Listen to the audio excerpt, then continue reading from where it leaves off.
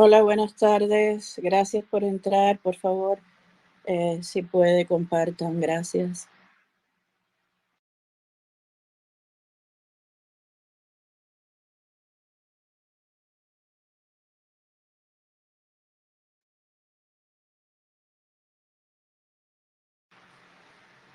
Hola, Julio, ¿cómo estás? Te doy el micrófono.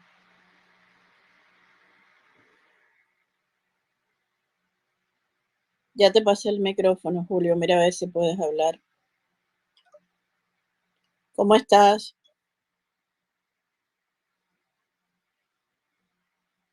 ¿Cómo está? Ahora sí. ¿Cómo andas?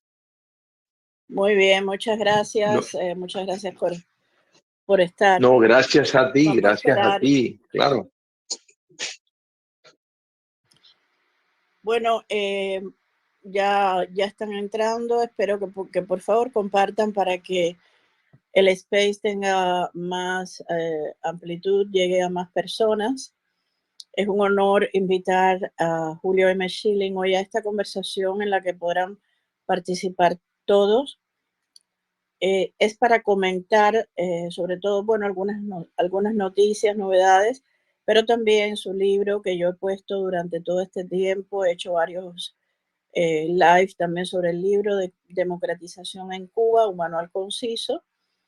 Y voy a presentarlo. Él es politólogo, escritor y director del Foro Político Digital Patria de Martí.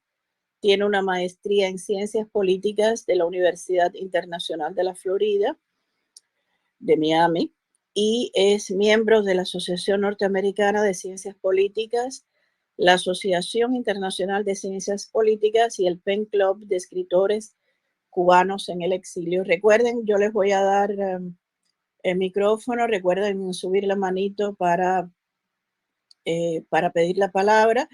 Y no sé si, a ver, no sé si Gabriel quiere hacer el coorganizador para que no nos tumben el espacio, o si Gabriel se fue, o si quiere ser Negrito Bembón, quiere ser el coorganizador. Puedes.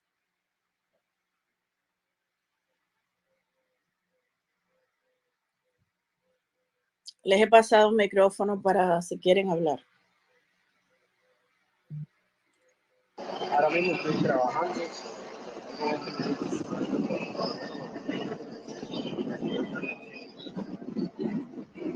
Ya entendí que estás trabajando. Ed, ¿me puedes ser coorganizadora?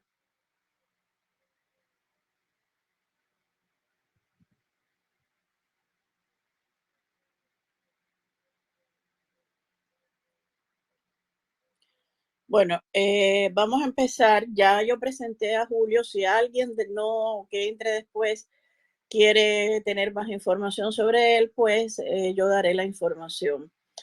La primera pregunta antes del libro, ya habrás visto las novedades últimas que te quería hacer, Julio, es eh, ¿qué sentiste? Ayer se conmemoró el primer aniversario del 11 de julio, el día en el que el pueblo cubano se convirtió en líder de sí mismo. ¿Y qué sentiste ese día? ¿Dónde estabas? ¿Qué pensaste? ¿Qué, ¿Qué crees que hay ahora? ¿Y qué hubo antes? Si esto es un antes y un después. ¿Y por qué crees que ayer no sucedió nada? Yo tengo la respuesta, pero prefiero oír de tus labios, claro. Bueno, Sol, primero te quiero dar las gracias por la amabilidad que has tenido, que siempre tienes en estar hablando del libro Democratización en Cuba. Uno cuando escribe un libro, y en este caso, este libro en particular, el enfoque era Cuba intramuros, pues el mayor anhelo de uno, pues que tenga receptividad y cuando es de una persona de tu talla intelectual y patriótica, pues vale, o sea, uno le da más peso, así que te agradezco eso enormemente.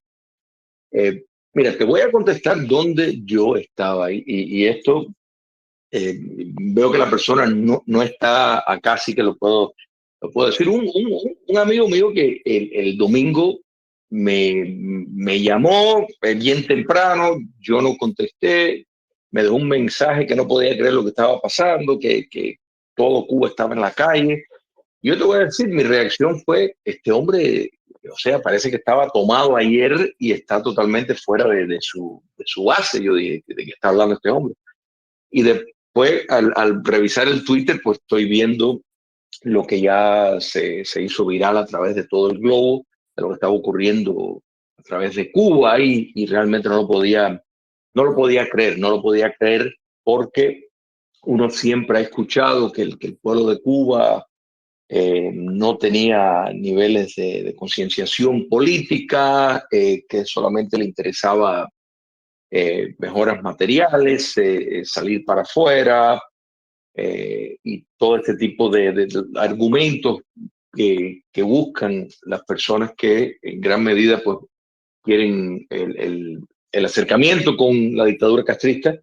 Pero el mensaje fue claro, contundente, donde no hubo ningún espacio de preparación, no había un líder político, la mayoría de las personas que salieron no estaban entrenados, digamos, políticamente, en forma de pertenecer, de ser militantes de grupos de la oposición o la disidencia. Nada de eso, o sea, eran personas que probablemente nunca habían públicamente expresado. Yo creo que fue un para el pueblo de Cuba, primero para el pueblo de Cuba fuera, en la nación cubana que vive afuera, fue muy refrescante, realmente fue una carga de energía ver la vibracidad y el apego a valores esenciales, reclamaciones de derechos naturales, pidiendo cambios sistémicos, que es en sí lo profundo de toda posibilidad de que Cuba pueda algún día alcanzar a ser una democracia. Pues primero hay que desenraizar el sistema de forma total y, y eso lo palpamos estando fuera y ver que ese pueblo como tú bien expresaste, en esencia se empoderó y eso es lo que representa un punto de no retorno.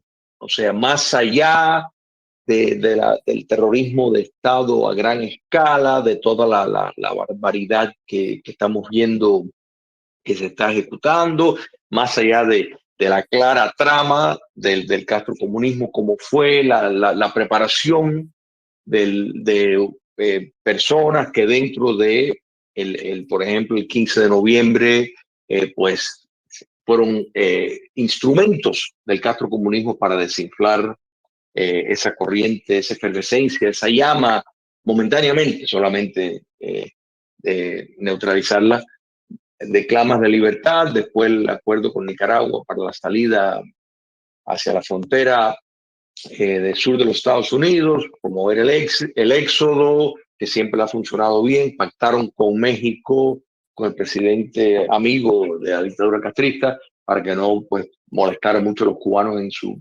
punto. Y en fin, eso ha sido la reacción, pero para dar espacio a otro, o sea, otra pregunta que tú quieras hacer o cualquier otra persona o comentario, esto realmente es un punto de no retorno. Lo importante es estar claro en el objetivo, en no confundirnos con señales falsas, con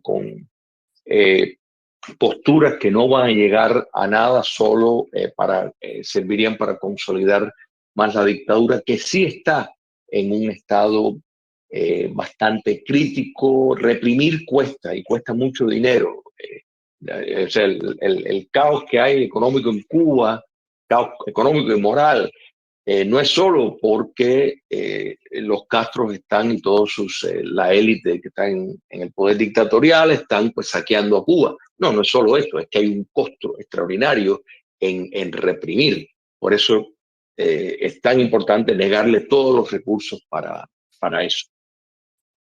Muchas gracias. Mira, bueno, estamos conversando para los que van entrando, por favor, compartan para que vengan más personas. Estamos conversando con Julio M. Schilling, ya yo leí y presenté quién es, y he puesto también en el encabezamiento el libro del que les he hablado en otras ocasiones, Democratización en Cuba, un manual conciso, Julio M. Schilling, que estamos hablando con él. En muchísimas ocasiones, y más después del 11 de julio, se le ha pedido a ciertos líderes y a ciertos grupos opositores que qué proyecto tienen, y siempre están preguntando, por supuesto, con mucha razón, pero bueno, ¿qué proyecto hay para cuando haya ese cambio radical en Cuba? ¿Cuál es el proyecto, no?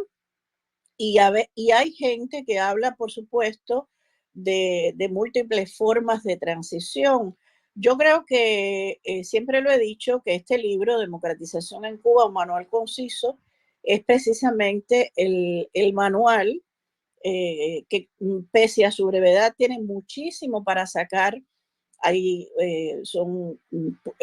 tú lo has dividido por puntos, y vamos a hablar del punto 8, que es el punto de la Constitución de 1940, pero aquí está el proyecto, aquí hay un proyecto, no es que sea el único, hay muchos proyectos. Yo siempre he hablado del proyecto de la Rosa Blanca, que es uno de los primeros proyectos que se hizo en el exilio, un proyecto político, económico y social para Cuba de Rafael Díaz Balart.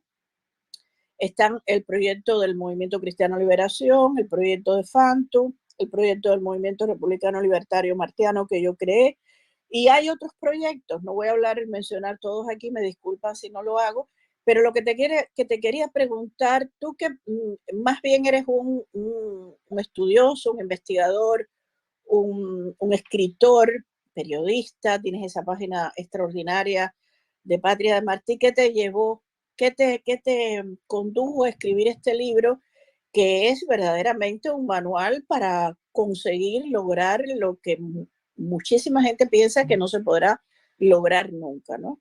Gracias. Te diría que, y todos los que están presentes, que básicamente es ver por qué, o sea, algunas dictaduras se caen, otras no, y otras que se caen y después hay una reversión, o sea, hay un retorno al despotismo. Y eso podemos ver el caso de Rusia, el caso de Nicaragua, el caso de tantos de los países. Rumanía tomó 13 años ante al fin alcanzar un Estado democrático. O sea, ¿por qué algunas sí funcionan y otras no? Y eso primero es entender, y hay que entender que aquí hay dos pasos. Hay dos pasos. Primero está liberación y después la democratización. Y la liberación, quiero dejar claro, mira, si piratas somalíes logran descabezar la tiranía en Cuba, pues hay aplausos para los piratas somalíes. O sea, de hecho, nuestra historia desde 1959 está repleta de héroes y mambises que modernos que dieron su vida, de modo de que no falta el coraje, no ha faltado el coraje. La historia lo demuestra bien clara. Lo que pasa que el castrocomunismo ha hecho lo que un régimen totalitario tiene que hacer. Eso sí lo han hecho de una manera muy inteligente, muy eficaz. Le dedican enormes recursos al trabajo de la inteligencia, que es muy importante para mantenerse en el poder. O sea que realmente la excepcionalidad que considero que tiene el cubano, y lo digo sin arrogancia ni nada, pero lo considero así. Tristemente, aún para la perversión, vemos cómo eso se ha llevado. Entonces, una vez liberada, una vez se cae el régimen, bueno, se cayó, pero eso es el inicio de otro proceso, y ese otro proceso urge, no puede ser evitado de un proceso de justicia transicional, y lleva el adjetivo transicional porque es por la transición hasta llegar a la democracia. pero después tiene que continuar una serie de leyes complementarias, leyes que combaten modelos antisistema, movimientos y partidos antisistema para evitar que vuelvan en una generación después disfrazado de otros partidos. Pero el proceso, mira, lo que ocurrió en Alemania nazi, por ejemplo, es un buen modelo que podemos seguir, o sea, un proceso de desnazificación. ¿Y por qué lo hubo? Bueno, muy claro, por la fusión que había entre el partido y Estado único, en este caso el Partido del Nacionalsocialismo, y el control que tenía sobre sus instituciones, absolutamente todas las instituciones, de modo de que como único Alemania hubiera podido llegar a una democracia, es que había que desenraizar todas esas instituciones, había que desnazificar a Alemania, ¿no es verdad? Bueno, el comunismo tristemente no ha seguido el mismo ejemplo. La democracia más exitosa, Polonia, la República Checa, Hungría, bueno, son casos que llevaron de un grado u otro a proceso de descomunizar. Ucrania empezó básicamente después del 2014 en ese curso. ¿Por qué? Porque ahí todas las salidas pactadas cuentan con partidarios del régimen que quieren preservar el status quo, aunque sea en una forma modificada, que ellos llamarán reformada, y llamarán proceso de justicia transicional como venganza, pero nada por el estilo. No se puede pretender tener un Estado de Derecho si hay impunidad. Y yo creo que en nuestro propio caso, por ejemplo, histórico cubano, si miramos, y bueno, no con esto me quiero desviar, pero si miramos nuestra propia historia, uno de los fallos que hubo en la guerra, en la nueva república, fue que no se examinó los crímenes de lesa humanidad que cometieron no solo españoles, sino cubanos que fueron cómplices de España. O sea, los próceres que tenían propiedades, nunca se les fue devueltas esas propiedades.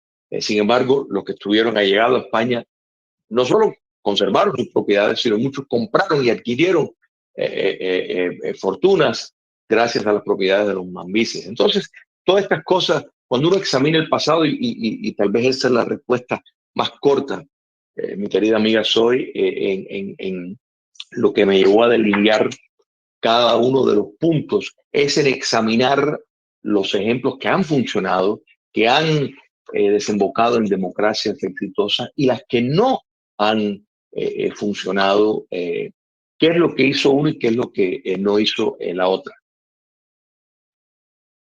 Muchas gracias. Muchas personas se preocupan porque creen que el paso hacia la democracia no sería otro paso definitivo hacia la república. Yo siempre aclaro que no, que precisamente la democracia es ese paso primordial, esencial hacia nuestra república, hacia el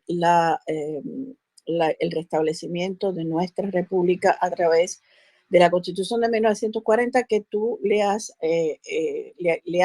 el punto 8, se lo dedicas.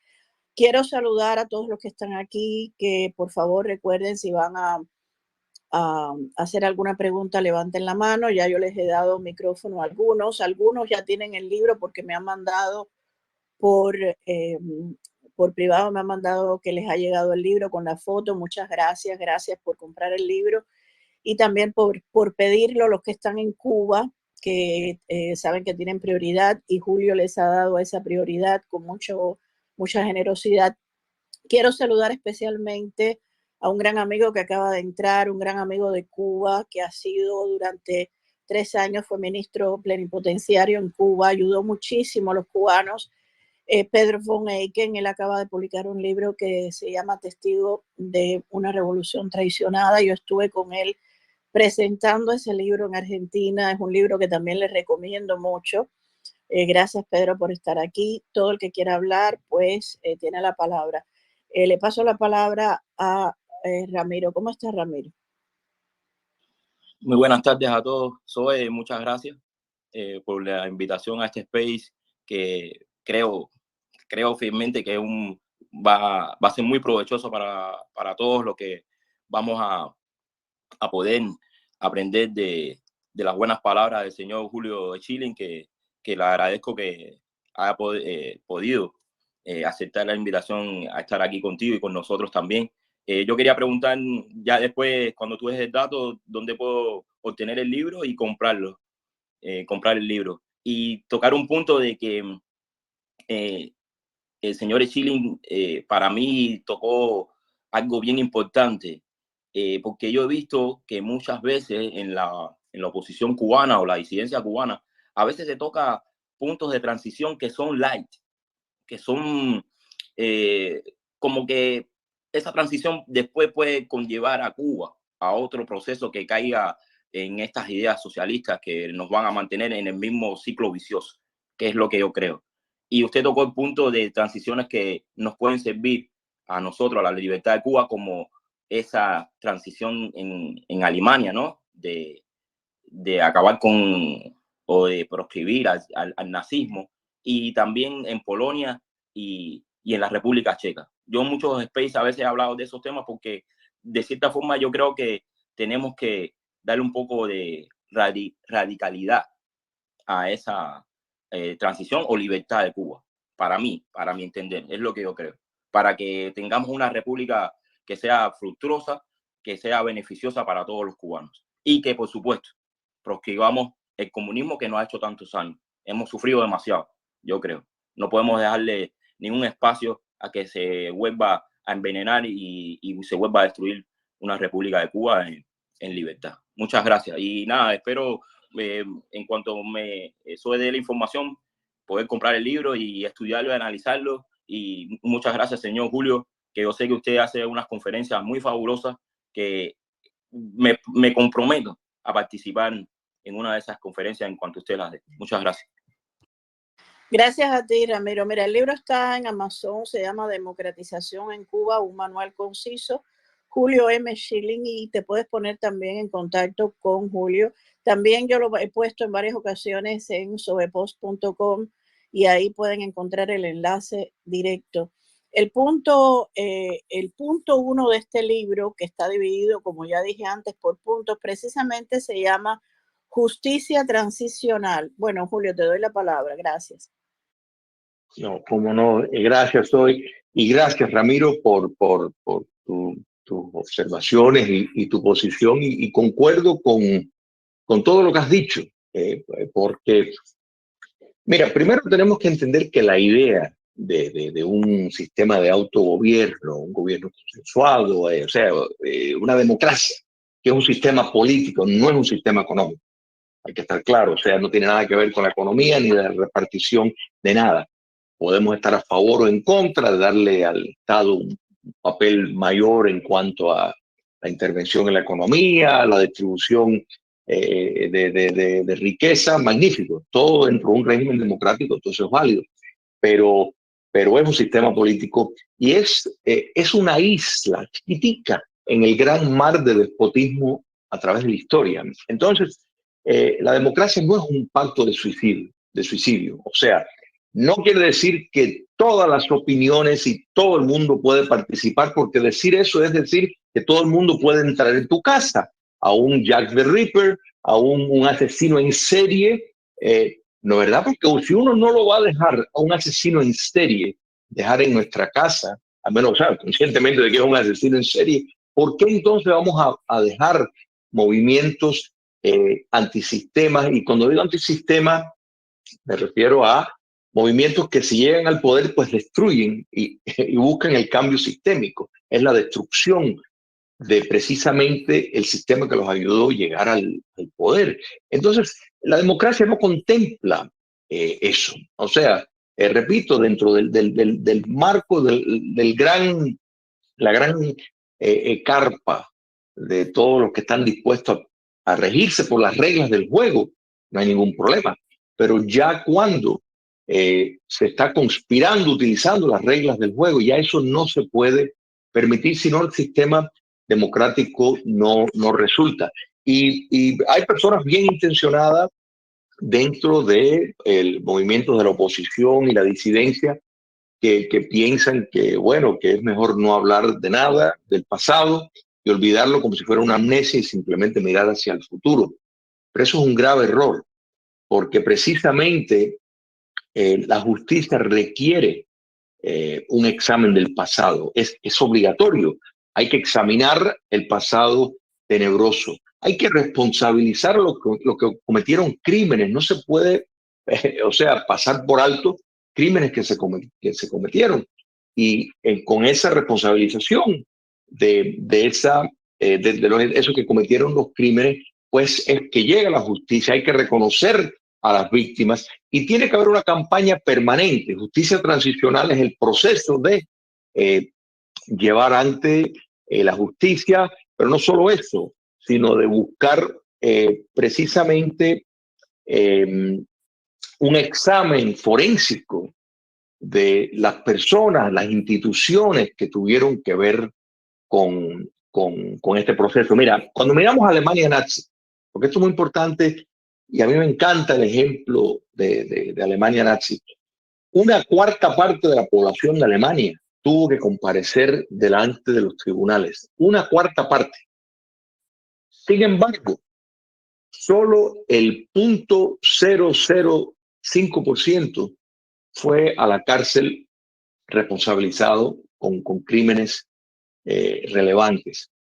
Pero la gran importancia de que tuvieron que comparecer es el factor moral, es el factor de que se hizo un juicio moral al sistema. Se prohibió personas que estuvieron vinculados al régimen y que fueron responsables, corresponsables, mejor dicho, tuvieron responsabilidad en la monstruosidad que se cometió de no poder ocupar determinados puestos por determinado tiempo en ejercer esa capacitación, por la sencilla razón de que son responsables de lo que ocurrió. Y esto es fundamental porque la democracia nos otorga derechos, pero a la misma vez nos impone, nos obliga con el cumplimiento de deberes. Y entre esos deberes es responsabilizarnos por nuestras acciones. Entonces, ese es el gran problema de pretender de lo que pasó, no pasó, no ocurrió, porque eso simplemente invita a que se vuelva a repetir el crimen en poco tiempo, porque el humano es así, o sea, el pensar, y esto es otra cosa que indirectamente yo creo que nos tenemos que dar cuenta. Si se piensa que en algún momento vamos a llegar a una nirvana y que todos siempre vamos a ser amigos y que no van a haber personas malas o sistemas malos, eso es ilusorio, no es cierto. La lucha entre el bien y el mal siempre ha existido y siempre va a existir.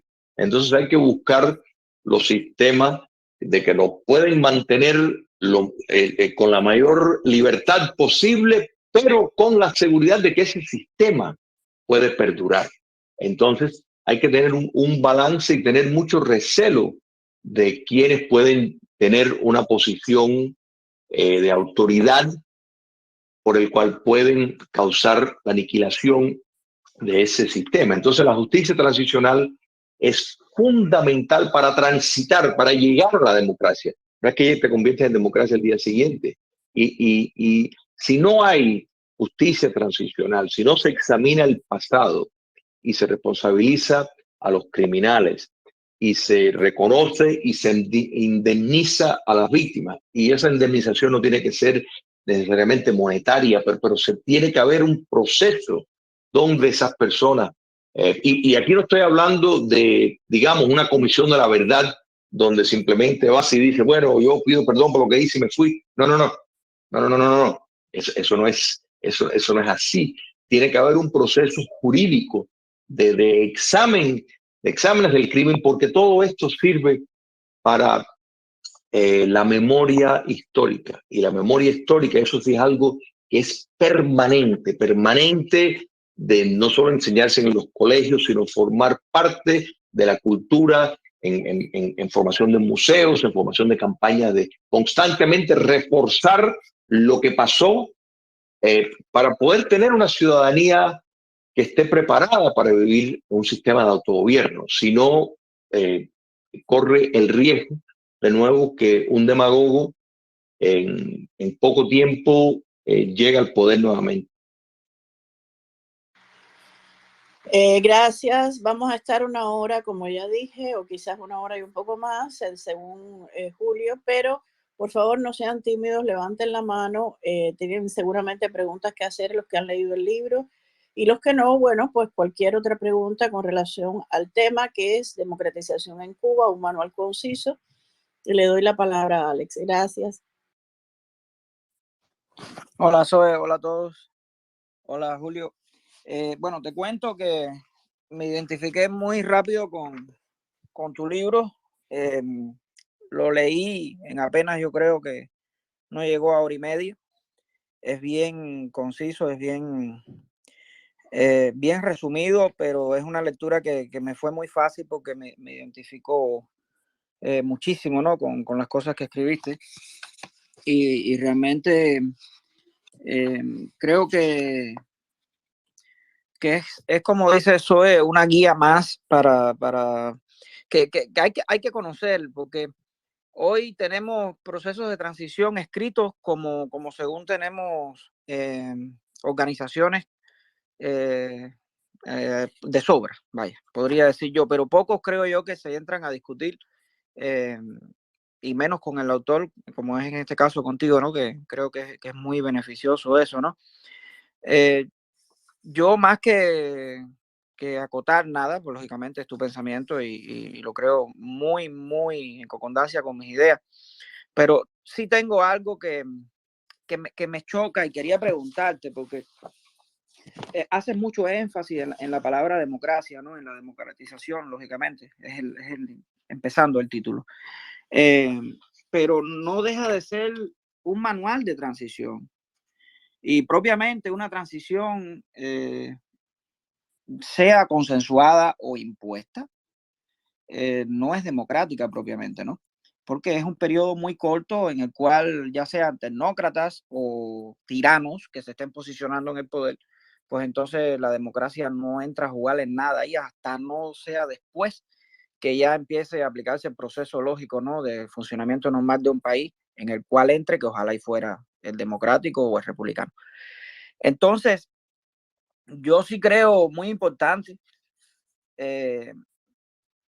la relevancia que se le puede dar a la palabra democracia, porque es muy mal usada hoy en día por muchos grupos de izquierda radical, y que la están usando. Tenemos ejemplos de sobra en el continente suramericano. Usan la palabra democracia y inclusive sistemas de gobiernos democráticos, que vemos todos los errores y los problemas que tiene. Y el principal problema que yo le veo al uso excesivo de esa democracia, pues entonces es la cantidad de derechos desmedidos, infinitos, que tenemos en unas sociedades hoy en día que democráticamente, pues bueno, votan por ellos. Y eso es muy peligroso cuando no tenemos en cuenta de que una democracia nunca puede estar por encima de lo que es la república propiamente. Porque entonces tenemos un proceso, diría yo, clásico y revolucionario constante y en constante evolución, ¿no? Porque democráticamente pues sigue buscando derechos todos los días esa sociedad, y ejemplos tenemos de sobra. Entonces yo creo muy importante que la futura Cuba, que sería, pues bueno, la restauración o la reinstauración de nuestra república, siempre tenga presente que la democracia nunca puede estar por encima de los que son los poderes republicanos. Porque el día que eso suceda, pues entonces nos vamos otra vez a la basura, como Venezuela con 28, 29 constituyentes, como Chile ahorita se está yendo al diablo su república, con una constituyente comunista, y así, porque la debilidad más grande que pueda tener la democracia, pues son los populistas de izquierda. Y eso nos sobran en nuestra cultura caribeña y nos sobran en nuestra cultura, en nuestra política. Entonces, nada, decirte que me encantó tu libro, me lo bebí muy rápido muy identificado con el punto 8, lógicamente. Yo soy un fiel defensor de la restauración de nuestra república y por ende pasa por nuestra constitución del 40, que no lejos de tener muchísimos problemas para esa aplicación y para esa restauración nuevamente en Cuba, pues bueno, es el sentido más lógico y es uno de los que más se niegan, incluyendo los propios que se dicen democráticos hoy para la libertad de Cuba. Ellos no han entendido que esa democracia hacia Cuba pues pasa por la restauración de nuestra república y de nuestra constitución. Y hacen el uso de esa democracia propiamente, disculpa que lo diga tantas veces, pero tengo todo el interés de recalcarlo, hacen el uso de esa democracia para, pues bueno, cagarse en eso y inventarse constituciones nuevos y pactos sociales nuevos y todo este tipo de cosas. Nada, un gusto que estés por acá y estoy a la escucha por aquí. Bueno, muchas gracias, Alex. Yo quería, bueno, discrepo en algunas cosas, pero quería subrayar, antes de darle la palabra a Julio, que sí, hay muchos movimientos opositores, pero pocos, en lo que discrepo es que hay muy pocos proyectos como este. Este es un proyecto excepcional, este es un proyecto que de verdad merece la pena que muchos grupos opositores se inspiren, si no lo quieren adoptar, se inspiren en él por no solo la organización, el orden que tiene. Por otro lado, tú mismo lo acabas de decir, este es un proyecto en el que ya el punto 8, el punto de la Constitución de 1940, pues aclara muy bien ese proceso. Se habla de una asamblea constituyente, se habla también de los 286 artículos y lo que hizo el señor Alberto Luzárraga, abogado e investigador cubano en el exilio, que ha realizado numerosos proyectos en relación a actualizar la Constitución de 1940, y se habla de este trabajo que él ha hecho, ¿no? Así que paso la palabra a Julio. Recuerden, cualquiera que quiera hacer una pregunta o un comentario, por favor, levante la mano. Muchas gracias. Muchas gracias, Soy. Y prometo hablar rápido y breve para poder dar la oportunidad a la mayor cantidad de personas. Y realmente los dos comentarios y análisis demuestran, o sea, una profundidad de los grupos que logras coordinar.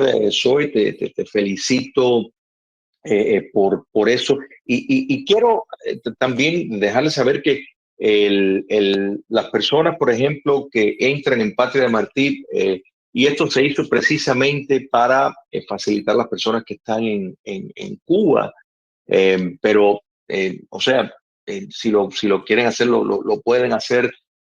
También, si entran y se dan, hay una parte donde dice el descargar el libro con dar el correo electrónico y confirmarlo, pues lo pueden descargar. Es en forma PDF, o sea, no es el libro físico, pero lo pueden, o sea, lo pueden hacer también de esa vía en Patria de Martí. Y si me permites, antes de contestar bien rápido los puntos que estableció Alex, que me parece muy importante, los puntos del libro, para poner a colación algunos puntos para las personas que tal vez no lo han leído. El punto 1, como Soy mencionó, justicia transicional. El punto 2, descomunización. O sea, precisamente quitar toda la simbología, toda la fecha, todos los nombres, todo lo que sirva y tenga un vínculo a una apología a la dictadura, hay que quitarlo. Publicar la subversión internacional. El castrocomunismo, desde que llegó al poder, ha estado involucrado en la subversión a través de todo el mundo, pero muy particular en América Latina. Esto hay que hacerlo público.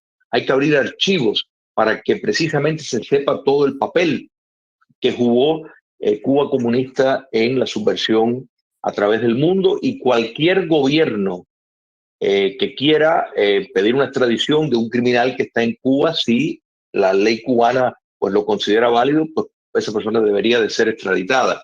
Identificar y recuperar activos malversados por el castrocomunismo. Esto tiene que ser un permanente, aunque no dé frutos económicos, el pillaje de los que se han beneficiado del poder dictatorial no se puede permitir.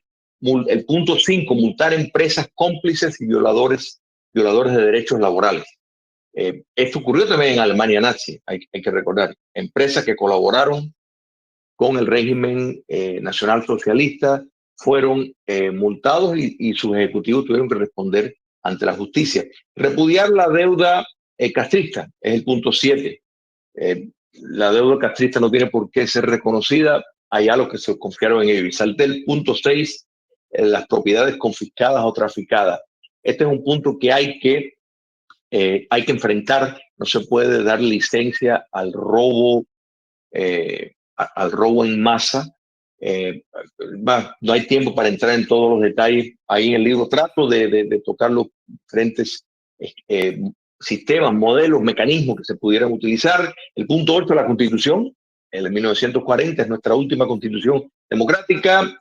El punto 9, la economía, simplemente ahí tiro una preferencia. Me gusta el modelo ordoliberal, pero ya eso es, como digo, cuestión del votante cubano. Y bueno, el sistema de gobierno, naturalmente democrático, pero presidencial, simplemente no es que me molesta tanto el parlamentario, sino simplemente que parte de nuestra historia ha sido, me encanta el sistema semipresidencialista que surgió de la Constitución de 1940 y ese sería pues mi preferido.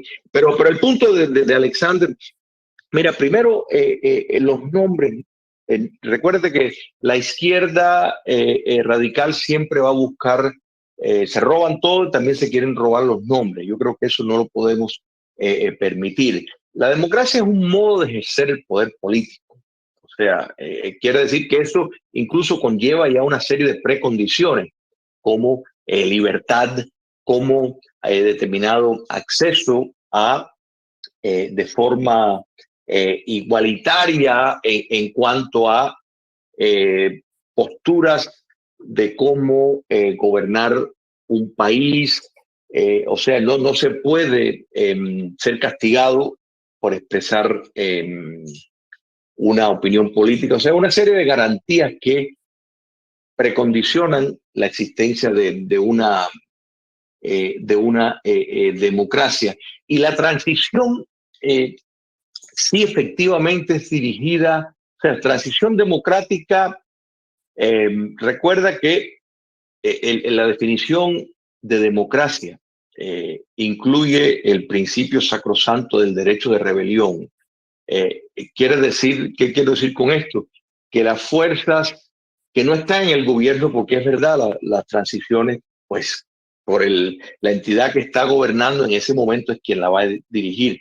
Pero ahí es donde está, por parte de la población, por parte de las instituciones, poner presión para asegurar que no se desvíe de ciertas cosas, que no se dejen de llevar a cabo ciertos procesos. Y algo que no toqué en el libro, o sea, el hecho de poder permitir las armas por el simple hecho de que, aunque parezcan y digan, bueno, pero con la artillería moderna haría irrelevante a un pueblo armado. Por alguna razón, todos los tiranos lo primero que buscan es desarmar a la población. Y yo creo que eso, una ciudadanía que viva en una república que ejerce la democracia, que yo creo que eso es lo que estamos hablando, pues no quiere decir que todo el mundo tiene que estar armado, pero el derecho de poseer armas le da al ciudadano un cierto sentir de empoderamiento. Entonces, de estos procesos, la población debe de ejercer presión a través de todo momento, porque el proceso de democratización empieza, pero tiene que haber una consistencia, una constancia en seguir el curso, porque con gran facilidad puede de pronto abandonarse y decir, bueno, ya hemos llegado, ya estamos bien acá. No, hay que llegar a el término donde realmente se ha sacado de raíz todas las instituciones y vertientes del sistema oprobioso del pasado. Ramiro, por favor, gracias. Bueno, ya compré el libro. Ya por ahí estamos empezando y por supuesto que lo voy a leer porque el señor Echilin tocó la pregunta que yo le iba a hacer sobre la transición. En la transición, el pago de la deuda externa contraída por una tiranía que subyuga al pueblo cubano. Nosotros lo hemos tocado en muchos space y yo lo dije en muchos de esos space.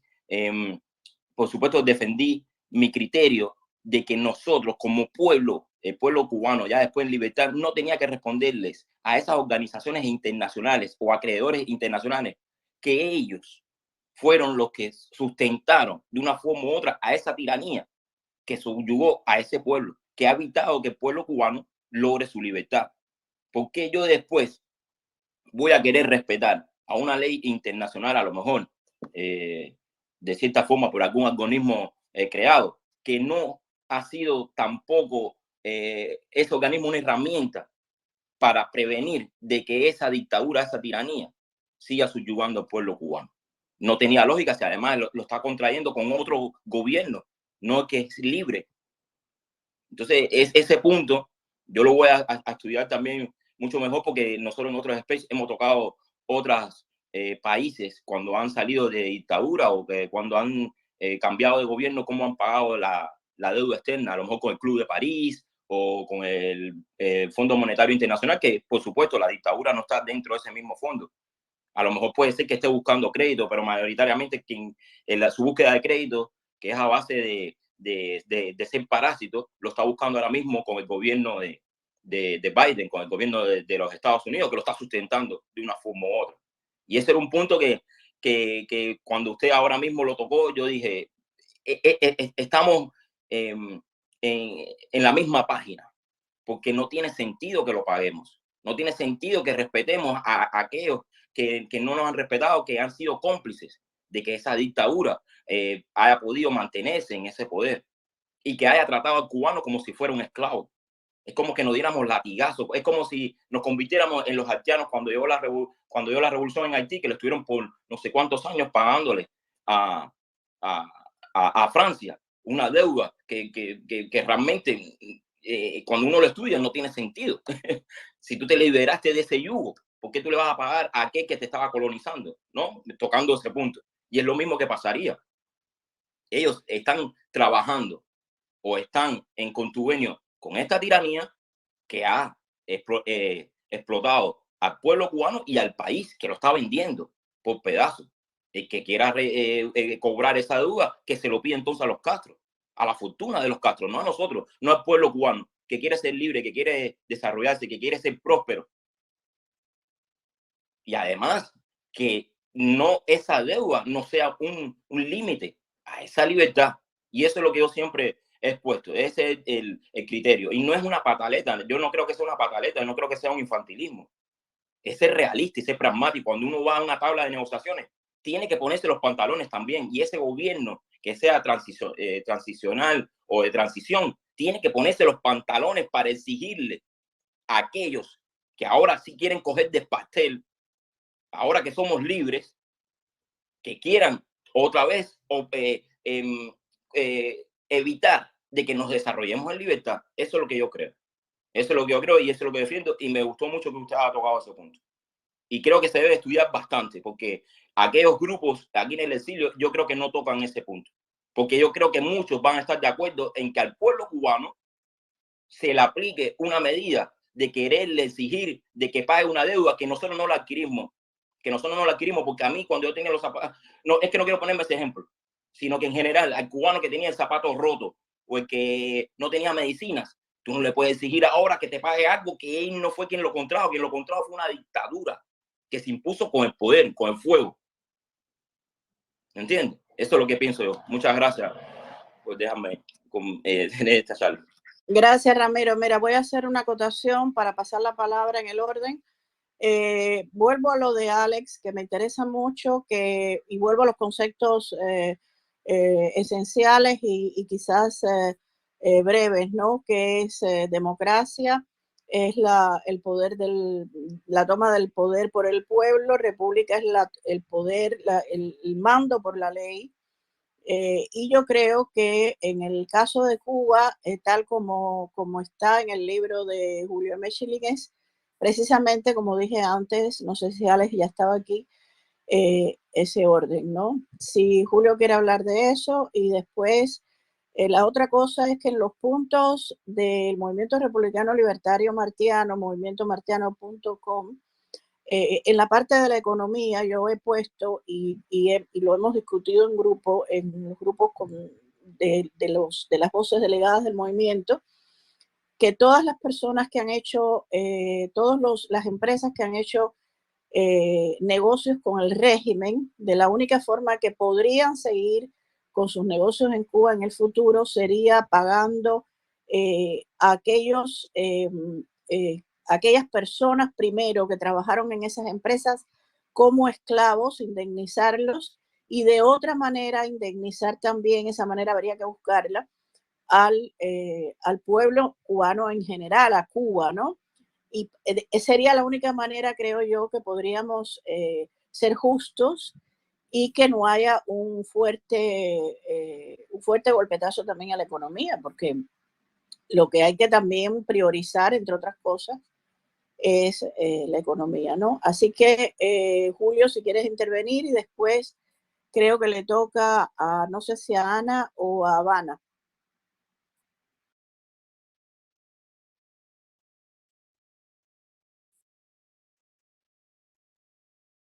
Julio. Yo solamente bien rápido voy a decir que hay que entender siempre el factor ético. La deuda se repudia principalmente, aunque le costara a la nueva república, tal vez con determinadas penalidades o rating en el sistema de Banco Internacional, pero hay una moralidad que hay que seguir. Lo que ha reinado en Cuba no ha sido un gobierno, sino un régimen, no es simplemente un traspaso de gobierno. Entonces, cada decisión que se toma hay que siempre mantenerla ligada a un principio ético de por qué es que hay que hacer determinada cosa, como repudiar la deuda castrista. Muchas gracias, Habana, te toca. Sí, buenas tardes. Laura, para acá, una economista, una auditora, una consultora. Realmente no me he leído su libro. Necesito comprarlo para poderlo ver en detalle. Pero realmente me alegra mucho que haya tocado el tema de la deuda, porque hemos tenido acá en otros espacios a personas del Consejo para la Transición Democrática en Cuba. No sé si conoce sobre eso. Y le hemos hecho esa pregunta de cuál es su proyecto o cómo ellos trabajarían el tema de la deuda soberana de Cuba, y realmente la respuesta fue que era un tema muy complejo, y ahí mismo terminó el tema y ahí mismo se cerró el space. Entonces nos quedamos muy preocupados porque realmente vimos que hay un Consejo para la Transición Democrática en Cuba que no tiene ninguna solución, o al menos no ha planteado ninguna solución para la deuda soberana de Cuba, y nos ha podido investigar un poco este tema, ¿no? Entonces hemos visto, si usted conoce, que la deuda principal de Cuba es con el Club de París, que es un club informal y voluntario, no es nada como establecido, pero sí tiene una condición importante, que la garantía de esa deuda es la República de Cuba. O sea, así está definido en el contrato de esa deuda, y por eso entonces nos empezamos a preguntar y a preocupar si ya que la dictadura está próxima a un default, puesto que la última calificación de Moody's fue CA, que es near to default, o sea, muy próxima a default, con muy poca probabilidad de pago. Posiblemente quizás está en default y no lo sepamos, pero bueno, hasta el 26 de mayo estaba en próxima default. ¿Y cómo se trabajaría este tema en una Cuba libre, en una Cuba republicana? Y entonces, investigando sobre el Club de París, yo no había entrado nunca en detalle cómo era la estructura, etcétera. Sabía que existía, que era un grupo de países. Nos dimos cuenta que el principal acreedor y decisor del Club de París es los Estados Unidos. Ellos son los que deciden quién entra, quién sale, cuándo se condona, cuándo se alarga la deuda. Así que yo pienso que sería más fácil de lo que yo pensaba, dado que, por supuesto, si los Estados Unidos están atentos a esto y están dispuestos, puesto que es un club informal. Ellos mismos se definen como un club de países acreedores, donde los Estados Unidos es el principal acreedor, Y yo pienso que si tan sucio han jugado con el pueblo cubano, prestándole dinero a la dictadura y condonándole parte del dinero a la dictadura, también deberían ser benevolentes con una Cuba libre y perdonar esa deuda que ellos mismos ayudaron a mantener a la dictadura en el poder. No sé si usted ha visto ese tema. Yo puse para allá arriba un hilo muy sencillo que yo hice, pero tratando de explicarle a las personas que había sobre este famoso Club de París, que no me llevó de París, solamente tiene el nombre, y la ciudad donde está el supuesto presidente, tesorero, o sea, donde está la parte administrativa, pero realmente la parte decisora no está en París, está en los Estados Unidos. No sé si ha abordado sobre ese tema y si me parece interesante, no sé si cómo se lo ve. Gracias. Mira, eso es un punto importantísimo y recoge de algo que Zoe estaba aludiendo o dijo claramente, mejor dicho, y eso es que hay diferentes vías para repudiar, o sea, y estrategias que se deben de tomar. Un gobierno libre cubano tiene que presentar un caso de solicitar una indemnización de instituciones que le dieron préstamo a agencias represivas del castrocomunismo, instituciones donde un régimen oprobioso utilizaba ese negocio para mantenerse en el poder. Y yo creo que si se pone a poner en función y en estudio una base legal con el impacto que tuvo ese fondo en darle fuerza a las maquinarias que ejercen el terrorismo de Estado, que en Cuba por más de 63 años, pues yo creo que es un argumento bastante persuasivo para para estas instituciones comerciales de financiación retirar cualquier reclamación a la deuda, porque a lo mejor cuando se va a sacar los saldos, los daños al pueblo de Cuba en cuanto a explotación laboral, que es un mecanismo fácil de probar, pero donde vidas cubanas fueron injustamente sacrificadas, donde personas sufrieron cárceles por lo que ocurrió, por daños y prejuicios, los daños van a ser mucho más altos de cualquier reclamación que ellos tengan a determinadas deudas. Aparte, el impacto público de ver y realmente desenmascarar públicamente el papel que con nombre y apellido determinados bancos y quiénes eran las personas que tomaron decisiones en ese proceso. O sea, que tomaron la decisión de aprobarle ese crédito a un régimen que nunca ha pagado, que siempre pagaba tarde. Entonces, todas estas cosas, por lo general, muchas entidades comerciales prefieren retirarse y son mecanismos tal vez un poco agresivos. Pero yo creo que de eso se trata. De eso se trata para recalcarle al mundo la barbarie que se ha estado cometiendo en Cuba. Y esto sería una respuesta para un banco que pues insiste en que se le pague, pues entonces hay muchas alternativas legales y de campañas públicas, de relaciones públicas para poner presión para que vayan a desistir de esa reclamación. Muchas gracias, casi estamos terminando, le toca a Ana. Por favor, recuerden el libro Democratización en Cuba, un manual conciso, que estamos conversando con Julio M. Schilling, y le paso la palabra a Ana. Gracias. Gracias, soy un placer estar aquí. Mira, me voy a referir concretamente al punto de la Constitución de 1940.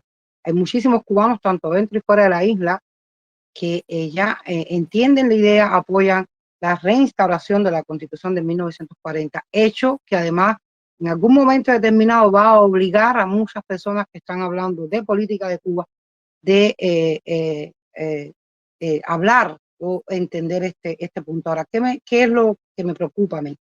Dentro de estas mismas personas hay ya quien aboga por tomar lo mejor de la Constitución de 1940, otros abogan por que ya personas de la oposición, que bueno, que ya esto se hizo en el 59, que estas leyes fundamentales pues fue tomando precisamente la Constitución del 40, etcétera, etcétera. Mi pregunta es concreta. ¿Usted aboga por la reinstauración total de la Constitución de 1940 o piensa que esa Constitución debería de enmendarse? ¿Qué piensa usted al respecto de esto? Gracias. Gracias, Ana. Un momentico. Mira, como dije antes, hay un punto que es el punto 8 que se llama la Constitución y hay un párrafo, varios párrafos donde se explica las modificaciones que hizo mediante legales, por supuesto, el abogado Alberto Luzárraga, pero le doy la palabra a Julio. Gracias. No, es lo mismo iba a decir, y es muy importante esta pregunta porque muchas de las objeciones, por un lado, algo que me parece totalmente tonto, los que dicen, no, es una constitución muy vieja, papá. No, que vieja, sí, o sea, la constitución de los Estados Unidos es también vieja y precisamente lo rígida que es en cuanto a estar cambiando es una de las mejores cosas que tiene. Pero tendría que ser una constitución de 1940 modificada porque hay muchos artículos que sería que, digamos, llevarían a una economía moderna a un punto de parálisis. Entonces, es en ese sentido. La Constitución de 1940 protege el derecho de propiedad, protege la libertad, tiene unas protecciones extraordinarias, sociales, morales, que realmente es, por su época, sobre todo, fue algo fenomenal, pero aún ahora lo sigue siendo.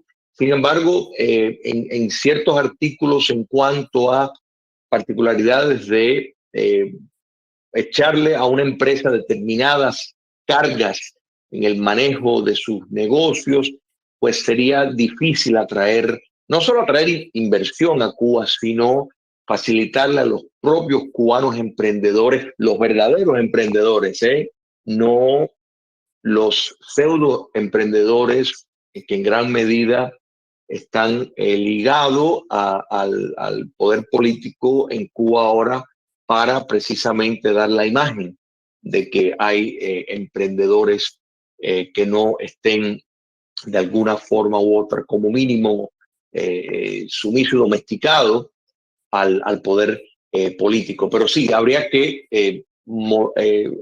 enmendar, modificar cada artículo que, como bien dijo soy Alberto Luzárraga, ha hecho un trabajo formidable en cuanto a cada artículo uno por uno, en examinarlo y cuál lo dejaría totalmente como está, cuál le cambiaría tal vez el lenguaje un poco con el fin de hacerlo proclive y complementario a una economía en esta época. Muchas gracias. Quiero agradecer que no lo hice, disculpa, a Havana Monefoller porque los comentarios de ella siempre son importantes y tienen mucho sustento de investigación, eso hay que agradecerlo. Vamos a ir terminando. Me aporte, eso es. Gracias. Vamos a seguir con Alex, que le tocaba, después viene Billionaire, no sé cómo decirlo, y al final te quiero preguntar, porque sé que no tienes mucho tiempo, te quiero preguntar tu opinión, Julio, sobre la frase de el Papa Francisco que acaba de decir recientemente en una entrevista que tiene unas relaciones muy humanas con Raúl Castro. Pero primero doy la palabra a Alex. Hola, de nuevo, Julio. No, acotarle a los que no han leído el libro, que es un libro que es una guía para la democratización en Cuba.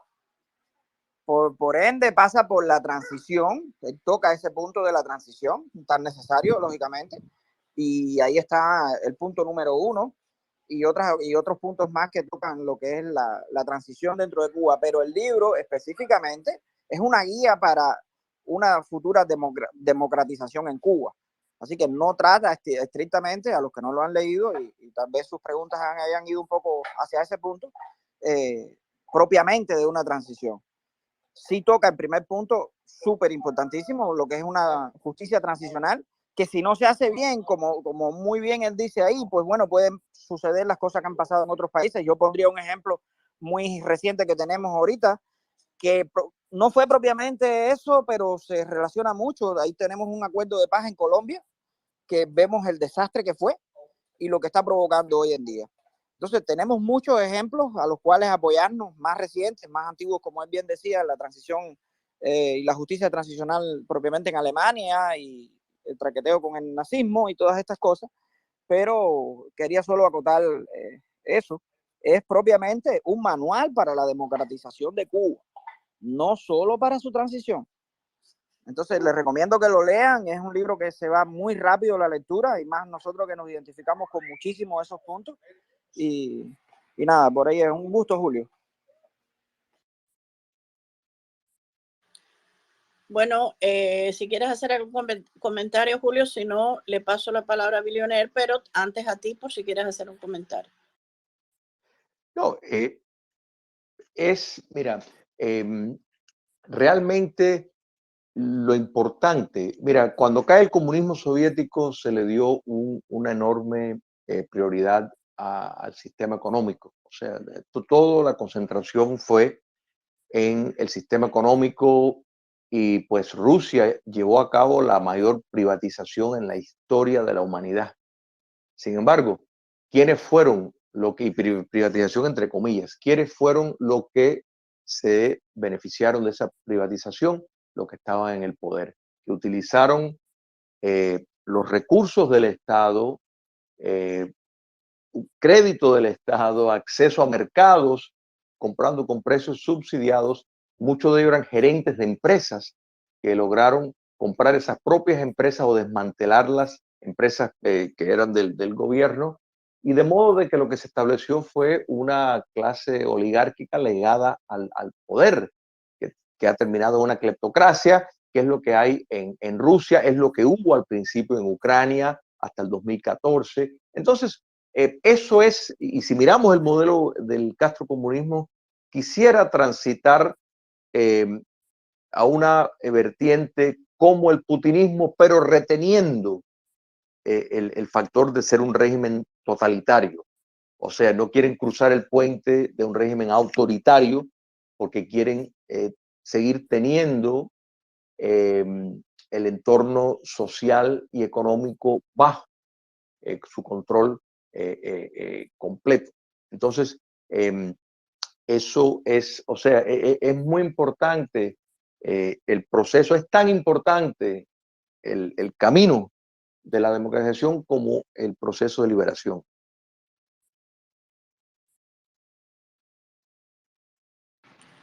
Sí, muchas gracias, Julio. Le toca a Billionaire. Por favor, como ya estamos terminando, te ruego brevedad y además de eso, concentración en el tema. Así que te doy la palabra. Gracias. Y después, al final, la última pregunta que hice, que si quiere responder Julio o cualquier otra persona, sobre pues el nefasto comentario de este Papa, ¿no? Paso la palabra. Sí, yo tengo dos preguntas para Julio. La primera pregunta, Julio, es si usted cree que bajo la Constitución de 1940, Fidel Castro o el Partido Comunista pudieron haber hecho todo cuanto se ha hecho en Cuba hasta hoy, o al menos una parte considerable como para mantener al pueblo subyugado. Y la segunda es si usted o conoce usted a alguien que haya hecho el ejercicio de intentar poner en práctica la Constitución de 1940 y considerar al menos que se generaría un gobierno constitucional, o sea, que finalmente pueda tomar las decisiones y pueda gobernar de manera constitucional, porque en mi experiencia, o sea, realmente no es posible poner en práctica la Constitución de 1940 y mantenerse al pie de la letra. Por tanto, eso daría pie a caudillos. Bueno, son dos preguntas. Si tiene alguna duda, pues se la vuelvo a repetir. Gracias. Muchas gracias, voy a intervenir. Si yo fuera mariposa, volaría, pero no soy mariposa. Los presupuestos en ese sentido no tienen mucho refuerzo intelectual, discúlpame, pero eso por una parte. Por otra parte, el manifiesto de la Sierra Maestra, que fue firmado por Felipe Pasos, Raúl Chivasi y el propio Fidel Castro, fue incluso incumplido por él mismo, o sea que no había ninguna posibilidad de que eso sucediera. Y la otra pregunta, espero que Julio la haya entendido porque yo no entendí nada. Así que muchas gracias y le paso la palabra a Julio. Cómo no, muchas gracias, Soy, y gracias al caballero por su pregunta. Mira, dentro de los planes de Fidel Castro nunca estuvo ni seguir la Constitución de 1940, ni regirse por un Estado de Derecho, ni nada por el estilo. O sea, en todo momento, y esto lo sabemos ya, más allá de que se sabía aún antes de llegar al poder la conexión entre Fidel y Raúl Castro con la inteligencia castrista. Sin la Unión Soviética no hubiera llegado al poder, sin duda. La desinformación que había en el Departamento de Estado de los Estados Unidos fue totalmente manipulada por la Unión Soviética, de modo de que el factor de la Constitución de 1940 y Fidel Castro no tienen nada que ver. Eso fue más de la montaña de mentiras por la cual llegó al poder, porque fue una constitución muy popular, muy recibida muy bien por el pueblo de Cuba, y era natural que él y el comunismo internacional pues hiciera base en eso. El segundo punto, yo creo o sea, hemos establecido que la Constitución de 1940 hay que, mira, primero te digo, hay que modificarla, sin duda, pero quiero decir que si no sirviera para nada, hay que seguirla porque es nuestra última Constitución republicana y tiene que haber un seguimiento histórico.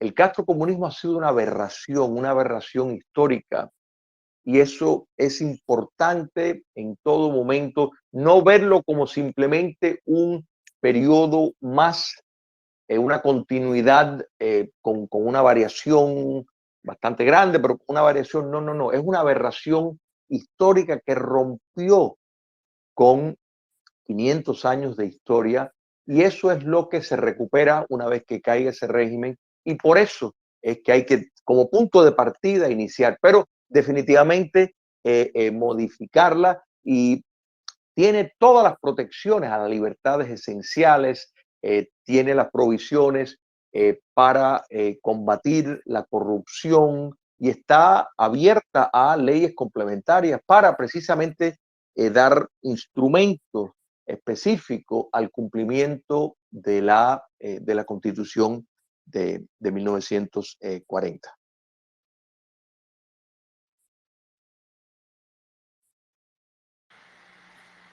Sí, muchas gracias, Julio. Ya vamos terminando. Yo quiero agradecer a todas las personas que han estado aquí. Quiero agradecerte a ti. Te quiero contestar lo del Papa. Te quiero contestar lo del Papa. No sé si quieres que te lo conteste ahora o espero. Te voy a dar la palabra al final para que seas tú el que cierre, como es natural. Quiero agradecerte muchísimo que hayas estado aquí, que hayas tenido este tiempo, nos hayas dado este tiempo que tú tienes muy corto. Julio M. Schilling tiene una gran cantidad de libros que yo recomiendo, que yo tengo.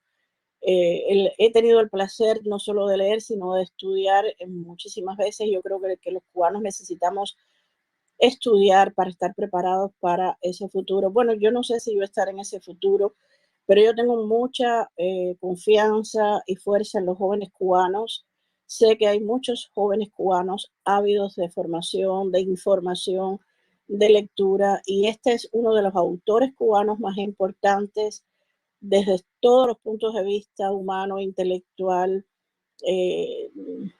erudito, que debemos estudiar. Me van a perdonar, pero yo le había prometido que iba a ser 1 hora, llevamos ya 1 hora y 14 minutos, no le voy a poder dar la palabra a nadie más, lo siento mucho, y te doy la palabra, Julio, para que respondas la pregunta y te despidas de nuestro público y sobre todo de los que van a oír después el Space, porque ha sido grabado y probablemente va a ser reproducido en Cuba.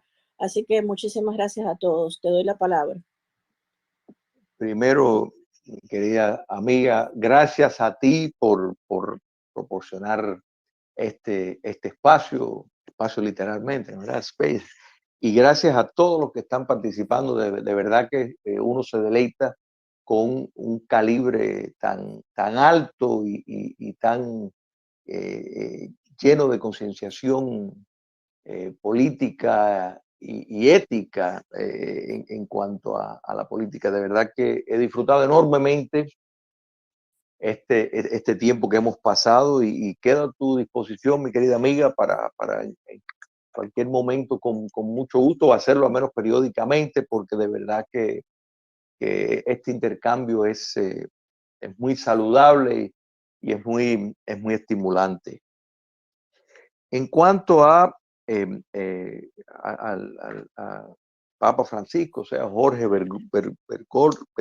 Bergoglio, primero tengo que decir que yo creo firmemente en un orden trascendental, o sea, detrás de todos mis proyectos políticos está un entendimiento de esas dos ciudades de San Agustín, o sea, somos un espacio pequeño, temporal, dentro de algo mucho más grande. Y cuando hablo de la lucha entre el bien y el mal, no solo lo estoy configurando en un sentido material, sino las fuerzas detrás del telón, que sí son, o sea, que donde esa batalla y quienes están comandando esa batalla, pues, o sea, hago esta aclaración para, también soy católico.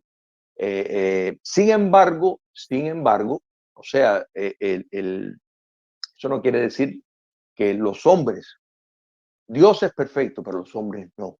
Y en el caso del Papa Francisco, lo considero un socialista fabiano en el mejor de los casos, que, dicho sea de paso, el patriarca de Rusia, Kirill, es otro que también, que no solo fue agente de la KGB, pero digo esto porque comparten ambos una relación muy sentimental con el castrocomunismo, lamentablemente. Lamentablemente han habido muchos papas que precisamente nos alertaron que tuviéramos cuidado con papas como este.